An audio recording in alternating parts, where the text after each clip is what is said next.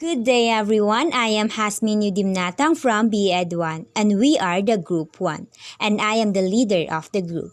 So we assigned to talk about or tackle about the Nano World. So these are the learning outcomes or learning objectives that the student should be able to first, to define what is nanotechnology is. Second is to characterize nanoscale. Third is to describe the various uses of nanotechnology, especially the various aspects of our life. Fourth is to discuss and concern on the use of nanotechnology, especially in our environment, health, and our economy. Lastly is to explain the status of the use of nanotechnology in the Philippines. So now, as we are living in 21st century where high technology could be used and could be seen around the world, there's a lot of new technological tools that greatly improve our different aspect of our life. So one of it was the use of nanoscale. So what nanoscales mean? Nanoscales is one important interdisciplinary area generated by advancement in science and technology. Scientists and engineers were able to build material with innovative properties as they manipulated nanomaterial. So ended, this research and application of knowledge of nanomaterial will continue to bring widespread implication or widespread impact in various areas of the society. Especially na lang sa healthcare natin, sa environment, energy, food, water, and agriculture.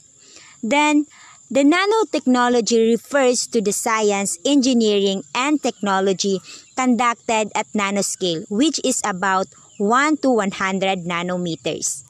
So, as about to explain what is nanotechnology is, so nano came from the Greek word for dwarfs. So basically, if you combine the word nano and technology, it is an art of the science to the study of manipulating matter on atomic scales or at the nanoscale.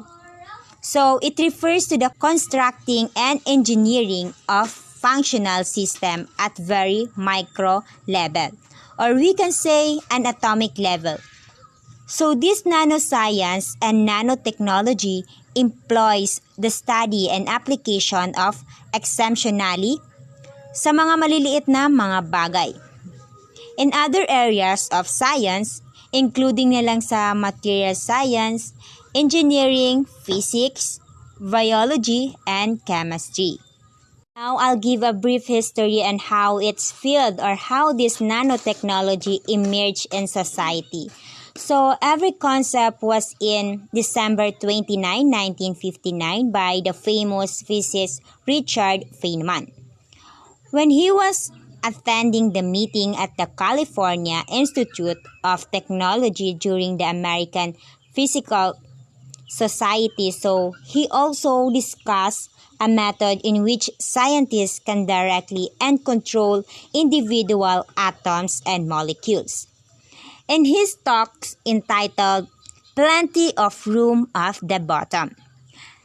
So the term nanotechnology was termed by Norio Tankochi, so as a decade of after the dawn of use ultra-precision machining. How small is a nanoscale? So una, ano nga ba ang nanometer? A nanometer is a billion of a meter. The illustration below show how small nanoscale is compared to other particles or materials. DNA measure 2.5 nanometers in diameters, habang ang bacteria naman ay masukat na 2.5 micrometers long. Ibig sabihin, mahigit na mas malaki ang 1,000 beses na bacterium sa DNA, habang ang isang malaking patak ng ulan ay masukat na 2.5 millimeters in diameters. It means that large raindrop is almost 1,000 larger than bacterium. Trying to understand just how small the nanoscale is can be very difficult for people To understand how small a nanometer is, we typically compare the nanoscale to the object that we know how big or small they are. Manipulation of nanomaterial needs a deep understanding their types and dimension. Since the nano world cannot discern the naked eye, it was only recognized and identified after technology is allowed for discovery of the nanostructures. The various types of nanomaterial are classified according to their individual shape and size. One should be able to view and manipulate them so we can take advantage. How to view nanomaterials? Most of scientists use special types of microscope to view minute nanomaterials. These are the followings. Number 1, electron microscope. An electron microscope is a microscope that uses a beam of oscillated electron as a source of illumination. Electron microscope have a higher resolving power than light microscope and can reveal the structures of a smaller objects. And there are two types of electron microscope. First, scanning electron microscope or SEM is a type of electron microscope that produces images or sample by scanning surface with a focused beam of electrons. Second, transmission electron microscope. Transmission electron microscope or TEM are microscopes that use a particle beam of electrons to visualize specimens and generated a high magnified image. Number 2 is scanning tunneling microscope. Special type of microscope enables those scientists to view and manipulate nanoscale particles, atoms, and small molecules. So, good day everyone. What is nanomanufacturing? So, it refers to scaled up, reliable, and cost-effective manufacturing of nanoscale materials, structures, devices, and systems. It also involves research, improvement, and incorporation of processes for the construction of materials. So therefore, nanomanufacturing leads to the development of new products and improved materials. So, in short, nanomanufacturing nga is a industrial processes based on a nanotechnology where products are developed at the nanoscale. Again, nanomanufacturing is a collection of processes that can control assembly at the nanoscale to produce novel devices and materials. There are two approaches to nanomanufacturing. The first is the bottom-up approach, which consists of creating products by building them up from atomic and molecular scale components. The second one is the top-down approach, which consists of reducing large pieces of materials all the way down to the nanoscale. There are new approaches to the assembly of nanomaterials based from the application of principles in top-down and bottom-up fabrication. These include, first one is the dip pen lithography. So, dip pen lithography is a method in which the tip of an atomic force microscope is dipped into a chemical fluid and then utilized to write on a surface like an old-fashioned ink pen onto a paper, obviously. And next one is the self-assembly. So self-assembly is it depicts an approach wherein a set of components join together to mold an organized structure in the absence of an outside direction. Next is the chemical vapor deposition. So it is a procedure wherein chemicals act in response to form very pure and high performance films. Next is the nano imprint lithography. So nano imprint lithography is a method of generating nanoscale attributes by stamping or printing them onto a surface. Next is the molecular beam epitaxy. So it is a one manner for depositing extremely controlled thin films. Next is second to the last is the roll-to-roll processing. So it is a high volume practice for constructing nanoscale devices on a roll of ultra thin plastic or metal. And lastly is the atomic layer epitaxy. It is a means for laying down one atom thick layers on a surface. With the use of these techniques, nanomaterials are made more durable, stronger, lighter, water repellent, and etc. The above-mentioned characteristics lead to the manufacture of the present variety of nanotechnology-enabled products such as tennis rackets and baseball bats to catalysts for purifying crude oil and ultra-sensitive recognition and classification of biological and chemical toxins. It is not impossible that in the near future, computers that are better, more efficient, with larger storage of memory, faster and energy saving will be developed. Soon, the entire memory of a computer will be saved in a single tiny chip. Moreover, nanotechnology has the potential to construct high efficiency, low cost batteries and solar cells. So we have the distinct features of nanoscale. The following are the distinct features of nanoscale. First one is the scale at which biology occurs. So, various activities of the cells take place at the nanoscale. The DNA serves as the genetic material of the cell and is only about 2 nanometers in diameter.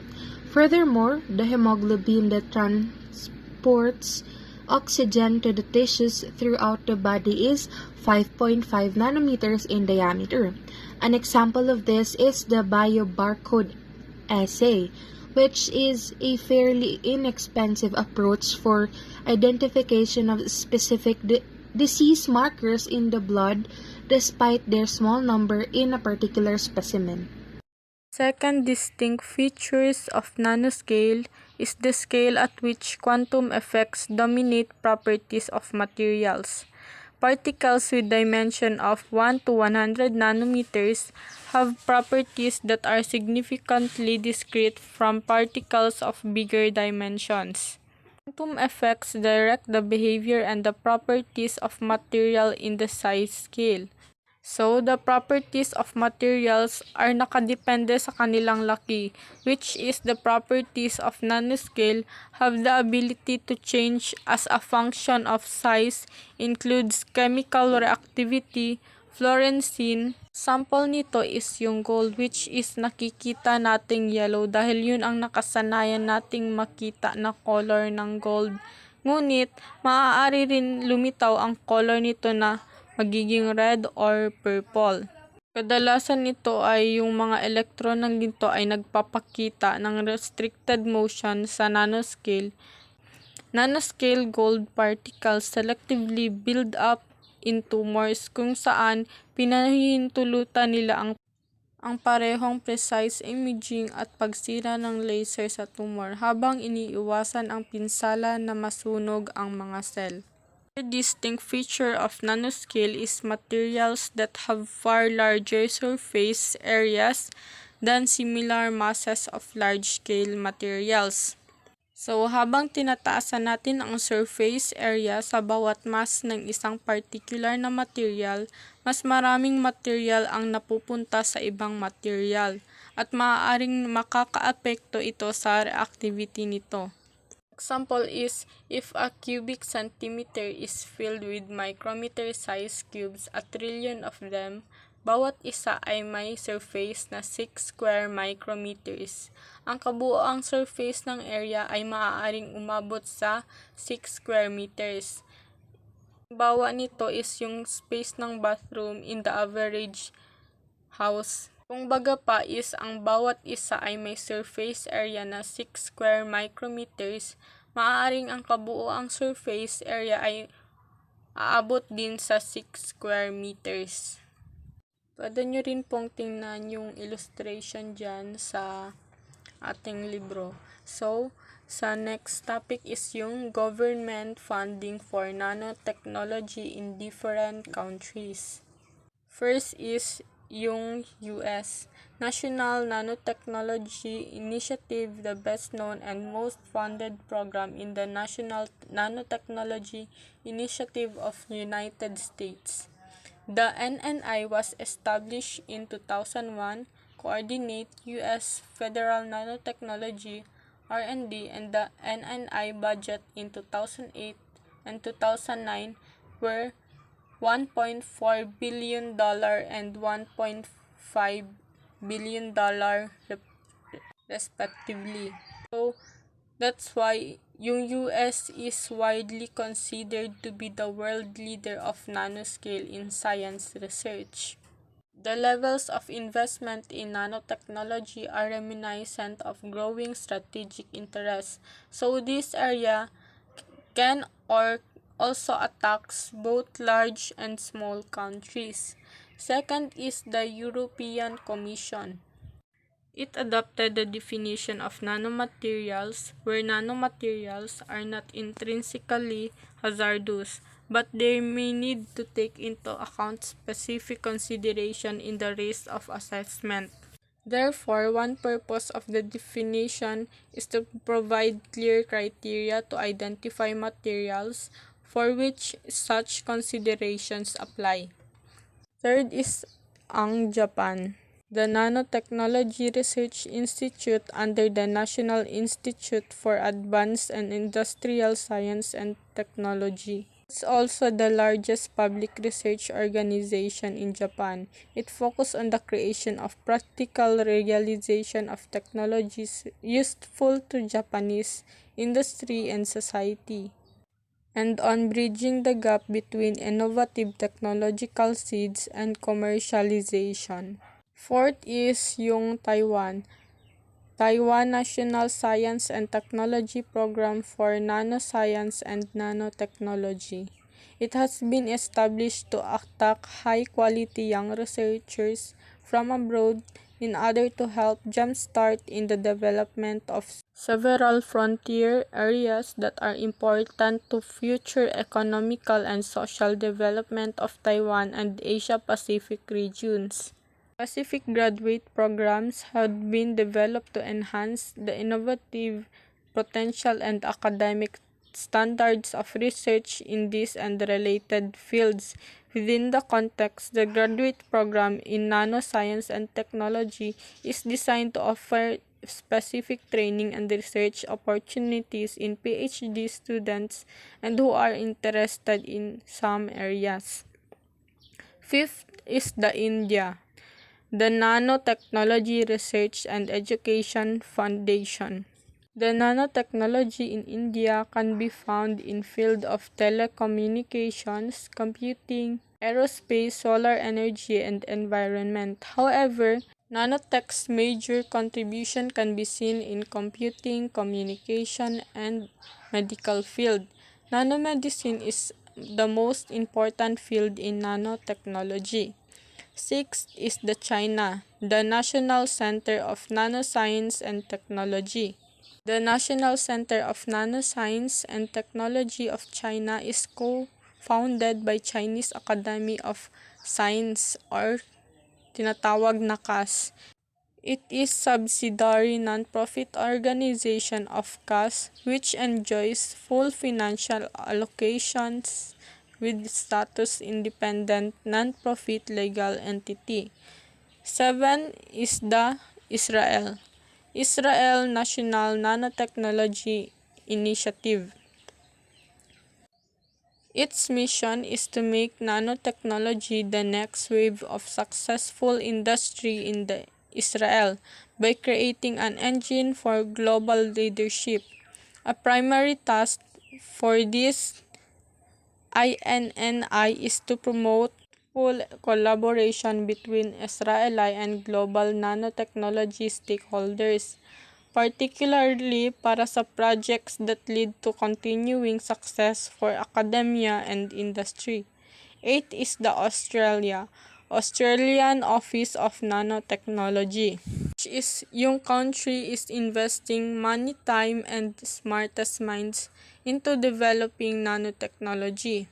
So, meron itong various industries such as agriculture, IT, health, energy, aeronautics that can benefit from innovation of this field. 9 is the Canada. Yung institute na yun was established in 2001 as a partnership between National Research Council of Canada, the University of Alberta, and the Government of Alberta. It is administered as the Institute of National Research Council of Canada or tinatawag na NRC, and ginagovern ito ng Board of Trustees nominated by the partners. Its core fundings come from the Government of Canada, and additional funding and research support comes from the University, Government of Alberta, and various federal and provincial funding agencies. Ang pang-sampo is yung South Korea, the Korea National Nanotechnology Initiative. Nagsimula ito noong December 2000 by the National Science and Technology Council or STC. Nanotechnology Development Plan was approved by NSTC on July 2001. So, ang pang-11 is yung Thailand, the National Nanotechnology Center or Nanotech. Yung nanotechnology is a new trend in technological developments in 21st century.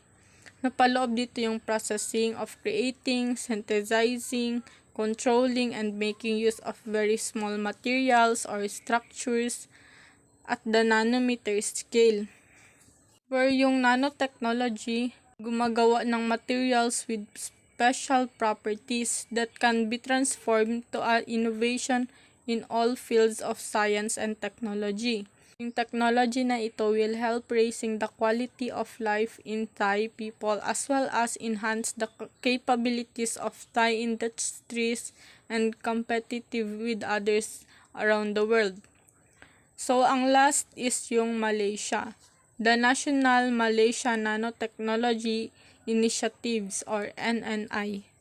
Ang aim ng NNI is to promote nanotechnology for the sustainable benefit of science, industry, technology, and economy. So, meron dito yung mga posibleng application ng nanotechnology sa Pilipinas. Yun yung mga ICT, semiconductors, health and medicine, energy, food and agriculture, and the environment. Nanotech roadmap for the Philippines also, gaya lang din yung mga nabanggit ko kanina, is yung ICT, semiconductors, health and biomedical, energy, environment, agriculture and food, health and environment risk, nanometrology, and education and public awareness. Dito po nagtatapos ang aking report at magandang hapon sa lahat. What is nanotechnology and how does it help the environment? Nanotechnology can possibly eliminate excess trashes by turning them to something new, eliminate virus disease, and lead to amazing medical breakthrough, clean the environment, eliminate the needs for landfills, and even remove virus air toxins. This technology will allow humans to create anything lighter, stronger, better, and cheaper.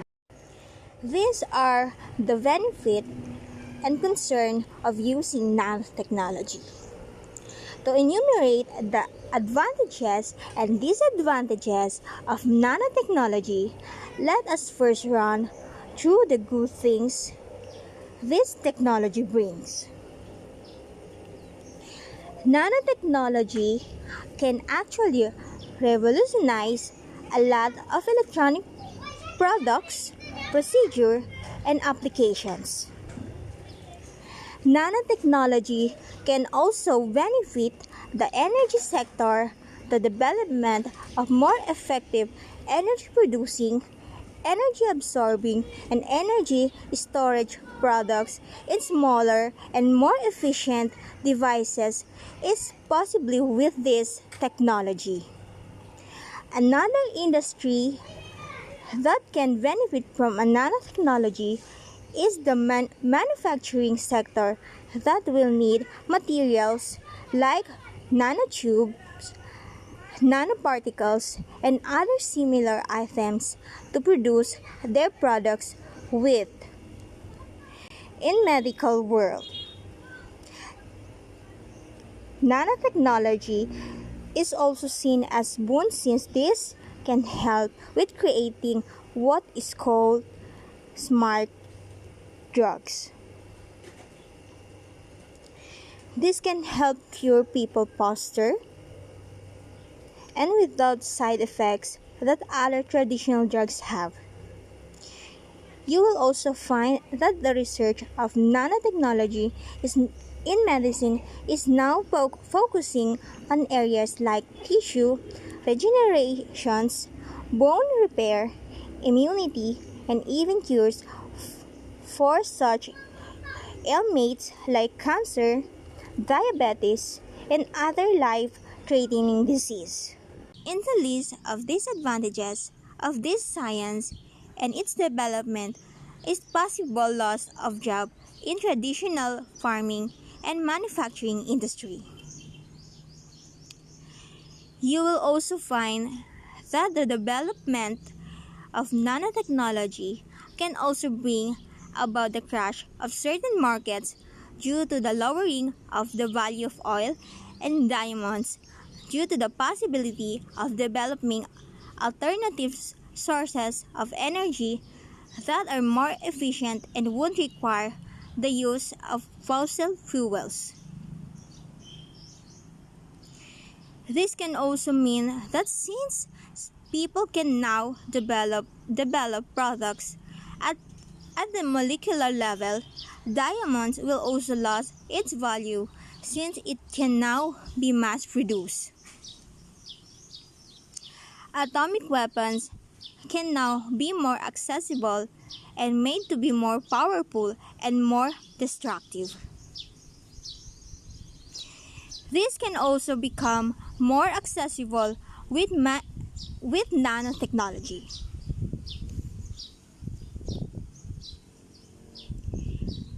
Since these particles are very small, problems can actually arise from the inhalation of these minute particles. Much like the problems a person gets from inhaling minute asbestos particles. Presently, nanotechnology is very expensive and developing it can cost you a lot of money. It is also pretty difficult to manufacture, which is probably why products made with nanotechnology are more expensive.